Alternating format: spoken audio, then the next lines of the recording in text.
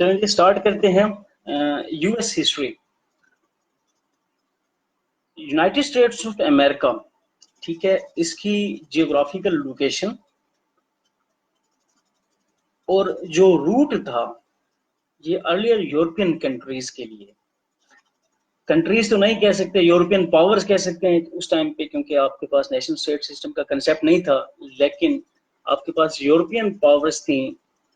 वहां के कुछ फैक्टर्स रोल प्ले करते हैं यूएस को वर्ल्ड मैप पे डेवलपमेंट जब हम देखते हैं यूएस की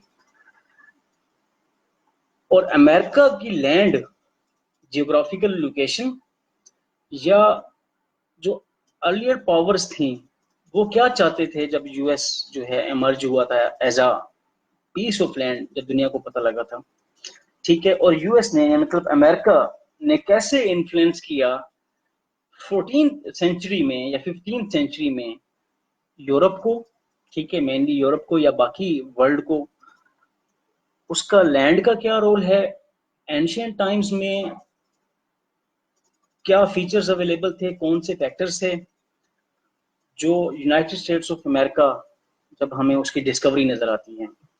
तो डिस्कवरी जी 12 अक्टूबर 1492, 12 अक्टूबर 1492, क्रिस्टोफर कोलंबस, वो पहले इंसान है जी जो रीच करते हैं सैन सल्वाडोर, जिसको होली सेवियर कहा जाता है। वो बिलीव रखते थे कि वो इंडिया में हैं। जब उनकी पहली आप पोजेशन देखते हैं, जब वो रीच करते हैं क्रिस्टोफर कोलंबस 12 अक्टूबर 1492, तो यूएस की डिस्कवरी उस दिन से स्टार्ट होती है। उस लैंड के जो इनहेबिटेंट्स थे, ठीक है, उनको इंडियंस कहा जाता था, जिसको आज नेटिव अमेरिकन कहा जाता है। अमेरिका को अमेरिका क्यों कहा जाता है? जैसे मैंने आपको कहा, यूरोपीय पावर जो थी, यूरोप की जो पावर्स थी, वो एक रूट फाइंड करना चाहते थे जो इंडीज तक उनको ले जाए, या कुछ पावर ऐसी लैंड की तलाश में थी जो उनके लिए फ्रूटफुल हो। तो इटालियन एक्सप्लोरर थे जी फ्लोरेंस से अमेरिगो अमेरिगो वेस्पुसी, ठीक है, 1490s में उन्होंने अपनी जर्नी को जब डिस्क्राइब किया था तो उन्होंने सजेस्ट किया था existence of the new land to the east Europe. अगर आप वर्ल्ड मैप को देखें तो यूएसए आपको यूरोप के ईस्ट में नजर आता है, ठीक है। तो अमेरिका जो है वो अमेरिगो, जो इटालियन एक्सप्लोरर हैं फ्लोरेंस से, ठीक है, उन्होंने सजेस्ट किया था न्यू लैंड को ईस्ट ऑफ द यूरोप से। अगर आपको मैप शो हो रहा हो स्क्रीन पे, जो कि मैंने अपडेट किया है,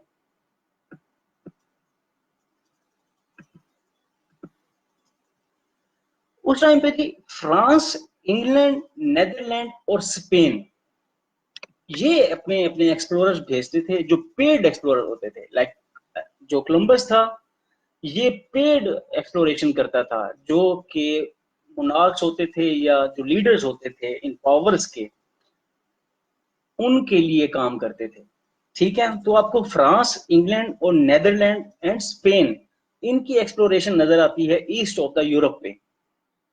जैसे 1492 में आपको, 1493 में और 1498 एंड 1502 कोलंबस स्पेन की तरफ से मूव करते हैं, ठीक है। बालबोआ में नजर आता है आपको, कोर्टेस में 1519 में नजर आता है, फिर जो आपको कोर्नेडो में नजर आता है 1542, ये स्पेन की एक्सप्लोरेशन थी। ऐसे नेदरलैंड ने भी अर्लियर 17th सेंचुरी में 1609 में हडसन बे नेदरलैंड की तरफ से एक्सप्लोरेशन हुई थी। इंग्लैंड ने जो 15th सेंचुरी में ट्राई किया था वो कैबुट 1497 में ट्राई किया था, ईस्ट ऑफ यूरोप पे इंडीज की तरफ जो रूट ढूंढना था या लैंड ऐसी फाइंड करना जो यूरोप के लिए फ्रूटफुल हो। फ्रांस ने जो है कार्टियर में 1535 में और नेदरलैंड की तरफ से हडसन पे 1610 में भी ट्राई की गई थी इस एक्सप्लोरेशन की। जो आपको इंग्लिश एक्सपेंशन नजर आती है वो मेनली नॉर्दर्न अमेरिका में नजर आती है। सर वाल्टर रेले थे जिन्होंने क्वीन एलिजाबेथ को कहा था कि न्यू वर्ल्ड के अंदर एक कॉलोनी को स्टार्ट किया जाए, 16 सेंचुरी में वो एक आइलैंड पे पहुंचते हैं जिनको कहा जाए, जिस आइलैंड का नाम था रोनोके आइलैंड। 1584 सर वाल्टर रेले क्वीन एलिजाबेथ को कहते हैं कि न्यू वर्ल्ड के अंदर एक कॉलोनी को स्टार्ट किया जाए। 1584 में ही उसने उन रीजन को वर्जीनिया कहा था, from a virgin queen Elizabeth one. ये नाम जो है सर वाल्टर रेले ने ही डिसाइड किया था, जो 1607 में जेम्स टाउन या प्लाईमाउथ में हमें नजर आता है ब्रिटिश की तरफ से। ठीक है, आपको स्लाइड चेंजिंग शो हो रही है या आपको पहली स्क्रीन ही नजर आ रही है? मुझे काइंडली कोई कंफर्म कर देगा कि स्लाइड जो मैंने चेंज की है वो आपको नजर आ रही है?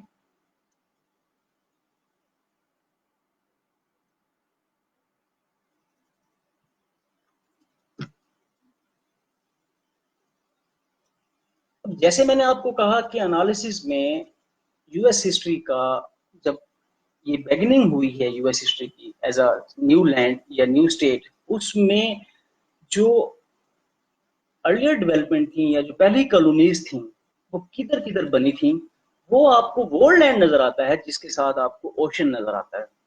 ठीक है, जो आपको पहला आइलैंड जो बाद में वर्जीनिया बना था वो आपको ईस्ट ऑफ द यूरोप में नॉर्दर्न अमेरिका, जो आज का नॉर्दर्न अमेरिका है, वहां पर नजर आता है।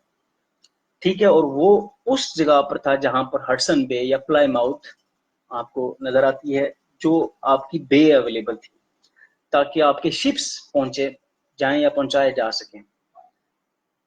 जो हमें ये अंडरस्टैंड करने में हेल्प आउट करते हैं कि यूरोपियन पावर्स थी, उनका मकसद क्या था, उसमें कौन कौन से करेक्टरिस्टिक्स शामिल थे। ठीक है, जैसे लैंड हो गया या न्यू रूट टू इंडीज, वो ईस्ट पे पहुंचना चाहते थे बेसिकली, और शॉर्टेस्ट रूट की डिस्कवरी थी।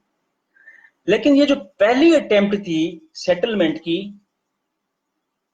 यहाँ पर आपको डिफरेंट बुक्स में हिस्ट्री की यूएस के रिलेटेड जो है वो डिफरेंट कंसेप्ट नजर आते हैं, लेकिन जो बेस्ट पॉसिबल फैक्ट नजर आता है वो आपको कि वो फर्स्ट सेटलमेंट की अटेम्प्ट एक कंप्लीट फेलियर था due to weather. Most of the people died due to hunger और अटैक्स फ्रॉम इंडियंस, जो कि वहां के नेटिव अमेरिकन थे। वो सेटलमेंट नहीं करने दे रहे थे और पहली सेटलमेंट नहीं हो सकी थी। ठीक है, सेकेंड टाइम में 1587 में सर वाल्टन रेले ने दोबारा कॉलोनिस्ट को ट्राई किया विद वाइव्स एंड चिल्ड्रन। पहले जो कॉलोनिस्ट थे उनकी अप्रोच ये थी कि मेल्स को भेजा गया, सेकेंड टाइम पे एक कॉलोनी को एस्टेब्लिश करने के लिए कोशिश करी गई। ठीक है, जॉन वाइट को पहली कॉलोनी जो आपका बाद में वर्जीनिया बनी थी उसके पहले गवर्नर अपॉइंट किया गया। इसको लॉस्ट कॉलोनी भी कहा जाता है। जब जॉन वाइट वापस आते हैं इंग्लैंड में सप्लाईज के लिए, ठीक है, और इंग्लैंड से जब वो वापस आते हैं रोनोके आइलैंड में, तो वहां देखते हैं तो जी वो कॉलोनी ही एग्जिस्ट नहीं करती। ठीक है, due to attacks, due to hard weather, और जो इंडीज थे, जो नेटिव अमेरिकन थे, उनके अटैक्स की वजह से, तो वो पॉपुलेशन जो उन्होंने वहां पर डेवलप की थी वो आपको सेकंड सेटलमेंट में भी नजर नहीं आती। तब जाके Britain due to imperialism policy, ठीक है, जो ब्रिटेन में प्रिवेल कर रही थी, और साथ में जो ब्रिटेन अब अपनी पॉलिसी को चेंज करता है और 1606 में king James one Virginia company of London बनाने की इजाजत देते हैं ताकि एक नई कॉलोनी बनाने के लिए ट्राई की जाए। और 2019 में आपको यहाँ से क्वेश्चन भी नजर आता है कि जो पहली कॉलोनी बनी थी वर्जीनिया कंपनी या न्यू इंग्लैंड, ठीक है, उसकी रीजंस क्या थी। इस साल क्वेश्चन आया था यहाँ से। किंग जेम्स वन ने परमिशन दी थी कि वर्जीनिया कंपनी ऑफ लंदन उन्होंने एस्टेब्लिश किया था जी। 14 मई 1607 सेटलर जो हैं वो स्टार्ट करते हैं building first English permanent settlement on the James river in Virginia. ठीक है, और जो जेम्स टाउन था वो किंग जेम्स वन के नाम पे आपको नजर आता है, और ये beginning of United states of America का स्टार्ट है। जो कोलंबस की 1492 से स्टार्ट हुआ, वाल्टन रेले की फेल्ड अटेम्प्ट्स पे पहुंचा, और किंग जेम्स वन के इस चार्टर ने जब वर्जीनिया कंपनी बनाई थी, ये वो एरा है 6 साल बाद जब ईस्ट इंडिया कंपनी 1600 में बनती है, जिसका मकसद ही यही होता है कि न्यू रूट्स या न्यू मार्केट्स की तलाश। ठीक है, तो आपको ये यहाँ पर पॉइंट समझना जरूरी है कि 1600 में ईस्ट इंडिया कंपनी बनती है, जिसका मकसद क्या था, और यूनाइटेड स्टेट्स सॉरी जो ब्रिटेन है उसकी पॉलिसीज क्या थी, वर्जीनिया कंपनी ऑफ लंदन जो है वो क्या ट्राई करती है, और यूनाइटेड स्टेट्स ऑफ अमेरिका मतलब अमेरिका का लैंड क्या रोल प्ले करता है, और बाकी रेस्ट ऑफ द वर्ल्ड को कौन कौन सी फैसिलिटीज प्रोवाइड करता है, जो हमें रीजंस ऑफ माइग्रेशन बाद में समझने की कोशिश हम करते हैं और हमें हेल्प आउट हो जाता है। अब जो जेम्स टाउन वर्जीनिया है, ठीक है, जो वर्जीनिया बना कंपनी ऑफ लंदन, ये फिर आपको ईस्टर्न यूरोप में नॉर्दर्न साइड ऑफ अमेरिका पे कॉलोनी नजर आती है। ठीक है, जॉन स्मिथ जी 1608 लीडरशिप टेक करते हैं जी जेम्स टाउन की, लेकिन वहां पर वो ही प्रॉब्लम्स प्रिवेल करते हैं जो आपको 1492 में और 1580s में नजर आते हैं, हंगर, डिजीज और इंडियंस जो नेटिव अमेरिकन थे। जो try Virginia company of London ने स्टार्ट किया था, मतलब किंग जेम्स वन के ऑर्डर के बाद 1608 में आपको जस्ट 38 कॉलोनिस्ट नजर आते हैं जो जिंदा बचे। ठीक है, लेकिन वो कॉलोनी लॉस्ट कॉलोनी नहीं रही, कुछ कॉलोनिस्ट बच गए जो सेटलर थे, क्योंकि आपको सप्लाईज मिल रही थी। ठीक है, और कोई काम नहीं था वहां पर, मतलब उनको अभी तक मकसद ही नहीं समझ आया था कि हमने ये जो कॉलोनी एस्टेब्लिश की है उसमें करना क्या है। क्लियर हो गया? फिर आपको वहां पर किंग जेम्स वन की तरफ से एक और ऑर्डर नजर आता है कि 1619 में, ठीक है, आपको अफ्रीका से स्लेव्स जो हैं वो यूएस के लैंड पे या अमेरिका के जो अर्ली अमेरिका है उसके लैंड पे नजर आते हैं, ताकि जो मकसद था गोल्ड को ढूंढने का या यूरोप के लिए ऐसी मार्केट ढूंढना या लैंड ढूंढना इंडीज की तरफ से, ठीक है, शॉर्टेस्ट फूड, वो तब पूरा नहीं हुआ था। लेकिन टोबैको, जॉन रोल्फ थे जी, 1614 में उन्होंने टोबैको को हार्वेस्ट करने का तरीका इजाद किया था। ठीक है, और नेटिव अमेरिकन के साथ 8 साल के लिए पीस ट्रीटी की थी जॉन रोल्फ ने, जो बाद में सेटलमेंट की सबसे बड़ी वजह बनी थी, ब्रिटिश सेटलमेंट की।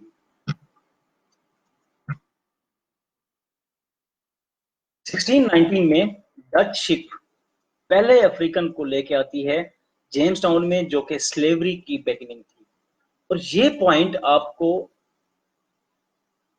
सिविल वार में भी नजर आता है, और इसी पॉइंट से हमने ये समझना है कि साउथ की कॉलोनीज में कैसे एक्सपेंशन हुई थी, मिडिल कॉलोनीज में कैसे एक्सपेंशन हुई थी, और जो नॉर्दर्न कॉलोनीज थी वहां पर कैसे एक्सपेंशन हुई थी।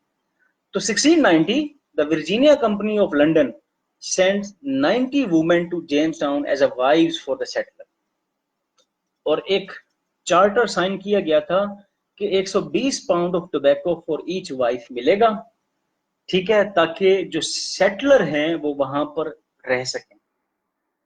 जेम्स टाउन की कॉलोनी बनने के बाद, ठीक है, जब जेम्स टाउन सर जेम्स और वो जो कॉलोनिस्ट वापस जाते हैं अमेरिका में, मकसद एक होता है बिजनेस को एक्सपेंड करना, दूसरा इंपॉर्टेंट मकसद होता है कॉलोनीज का कि अमेरिका में वो रहें, रिलीजियस फ्रीडम मिल सके, क्योंकि ब्रिटेन में आपको उस टाइम पे जेम्स के प्यूरिटन्स के साथ और कैथोलिक्स और प्रोटेस्टेंट्स के क्लैशेस नजर आते हैं, रिलीजियस फ्रीडम नजर नहीं आती।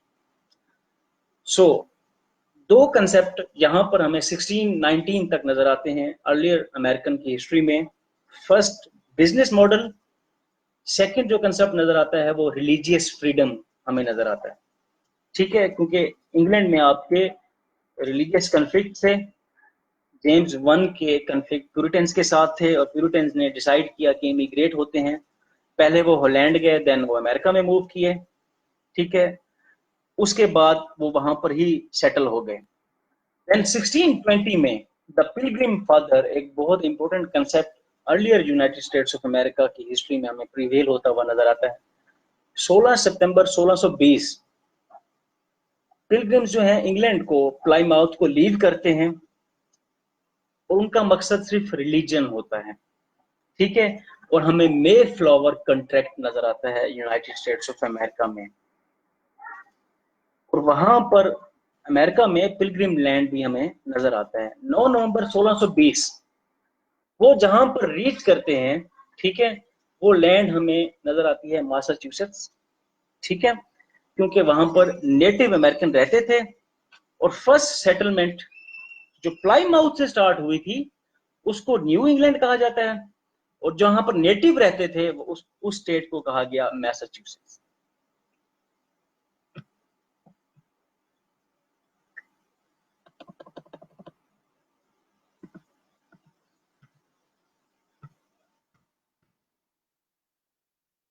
अब यहाँ पर कॉलोनीज एस्टेब्लिश हो चुकी हैं जी। पहली प्लाईमाउथ, ठीक है, जो London Virginia company of London, और दूसरी जब अब रिलीजियस लोग भी आ चुके हैं और कॉलोनीज एक्सपेंड होना स्टार्ट हुई हैं। लेकिन प्रॉब्लम्स कुछ फेल करते हैं जी। वो वही हैं जो प्रीवियस सेटलर्स को थी, हंगर और डिजीज, ठीक है। फर्स्ट विंटर में half of the colonies die हो गए, मतलब मर गए। उसके बाद उन्होंने अपनी हेल्प खुद की और उन्होंने वहां पर फूड को जो है नेटिव अमेरिकन के साथ मिलके, इंक्लूडिंग कॉर्न, इंक्लूडिंग जो है बाकी जो आपको वीट नजर आता है वहां पर, तो उन्होंने अर्लियर जो प्रॉब्लम्स थी उसको हैंडल किया। और थैंक्स गिविंग जो आपको एवरी थर्ड थर्सडे नवंबर में नजर आता है, ठीक है, वो नवंबर 1621 से स्टार्ट होता है, जब वहां पर thanks to God for good harvest after 1 year in America show होता है। सो ये वो अर्लियर हिस्ट्री है जो बाद में द ग्रेट माइग्रेशन की वजह बनी। 10 ईयर लेटर 1630 में आपको एक दूसरी माइग्रेशन नजर आती है जो कि राउंड अबाउट 1000 पीपल थी, और उन्होंने बोस्टन को एस्टेब्लिश किया। प्लाईमाउथ मासाचुसेट्स के बाद आपको बोस्टन नजर आता है, और 10 सालों में 2000 से बढ़ के 20,000 कॉलोनिस्ट अमेरिका में नजर आते हैं। तो 1661 Plymouth colony plus Boston colony, ये दोनों मिलके अब एक ही कॉलोनी बनती हैं। नेटिव के साथ आपका थैंक्सगिविंग भी हो चुका है, और ये प्लाईमाउथ प्लस बोस्टन, ये मासाचुसेट्स आपको एक ही कॉलोनी नजर आती है।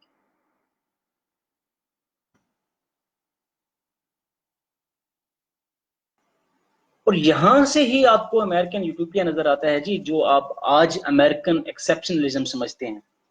That hard work and self moderation, education for all children and self government का जो कंसेप्ट अमेरिकन एक्सेप्शनलिज्म का आपको कंटेम्प्रेरी एजेस में नजर आता है, वो अर्लियर हिस्ट्री में कंसेप्ट था जो अमेरिकन यूटोपिया से नजर आया।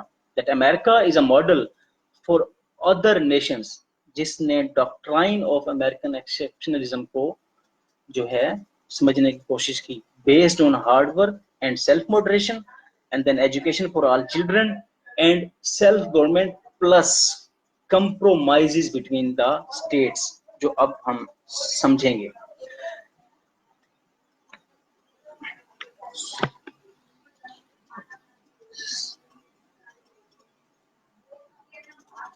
यहां तक आपका कोई क्वेश्चन है तो आप पूछ सकते हैं, ठीक है। नेक्स्ट जो हम,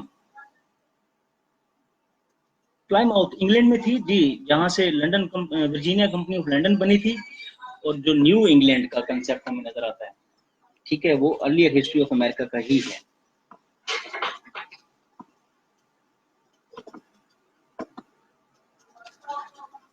सो इस हिस्ट्री के बाद अब हमें फॉर्मेशन ऑफ अदर कॉलोनीज नजर आती हैं, लाइक 1626 में, ठीक है, एक मिथ प्रिवेल करता है जी, जो जितनी भी कॉलोनीज बनी थी वो ब्रिटेन की थी, ब्रिटेन की तरफ से थी, ऐसा नहीं था जी।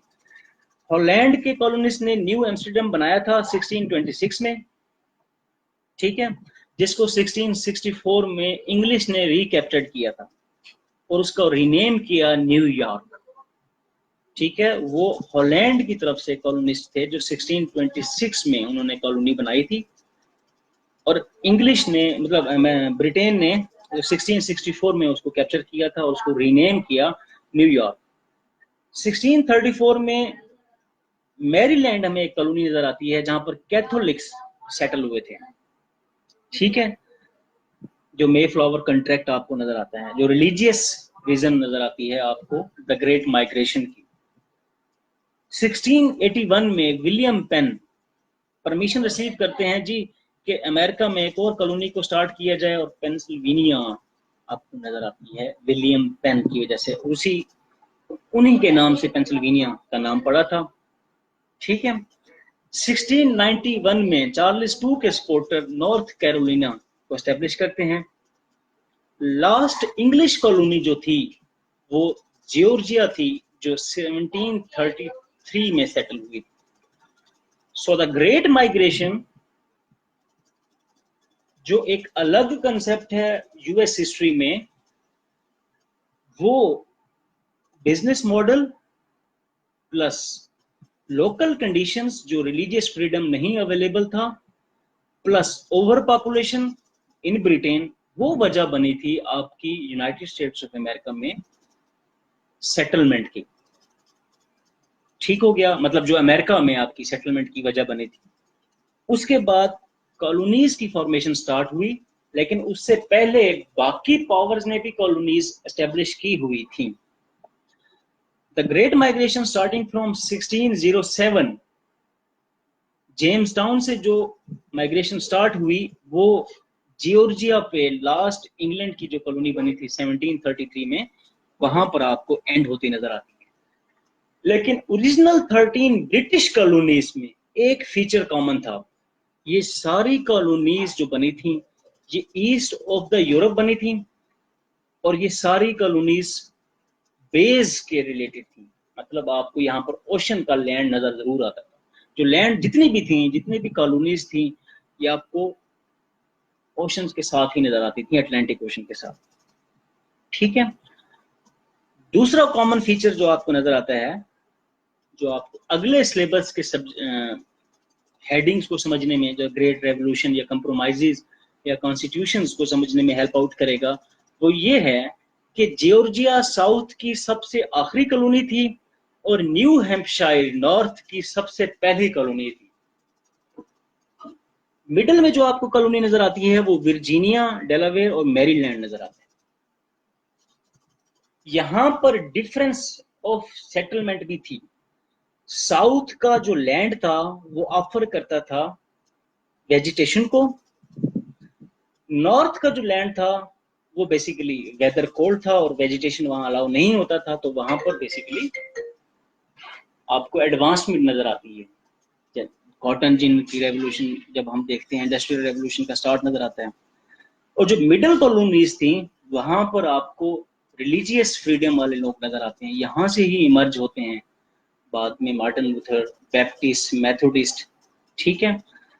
सो जो 13 ब्रिटिश कॉलोनीज थी starting from 1607 James town ending eight 1733 Georgia, यहाँ की फॉर्मेशन को समझना भी बड़ा जरूरी है कि नॉर्दर्न साइड पे कौन सी कॉलोनीज बनी थी, new Hampshire, Massachusetts, Rhode Island, New York और कनेक्टिकट।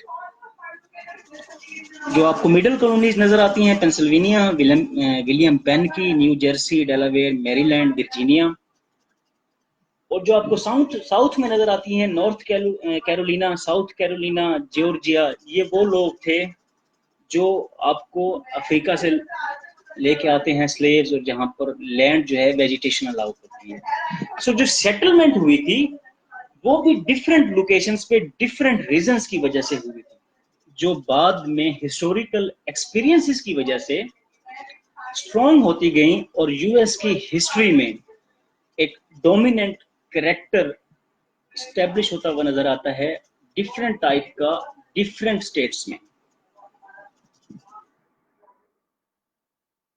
ठीक है, ये जी अर्लियर सेटलमेंट थी स्टार्टिंग फ्रॉम 1601, और हमने जब कोलंबस से स्टार्ट किया 1492 से, और 1733 तक जो जो न्यू इंग्लैंड की लास्ट कॉलोनी बनी थी जॉर्जिया 1733।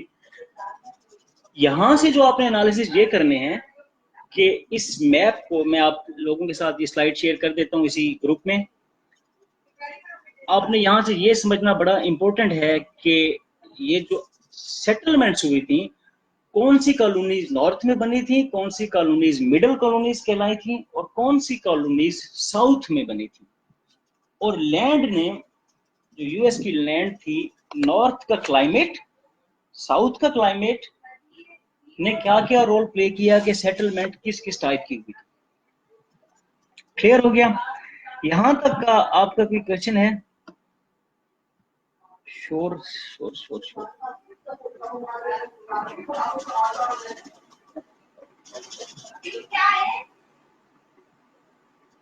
तो आप पूछ सकते हैं जी। कल हम इन्हीं कॉलोनीज को, मिडल, नॉर्थ और साउथ की कॉलोनीज में सोशल स्ट्रक्चर देखेंगे। ठीक हो गया जी, हाफिज।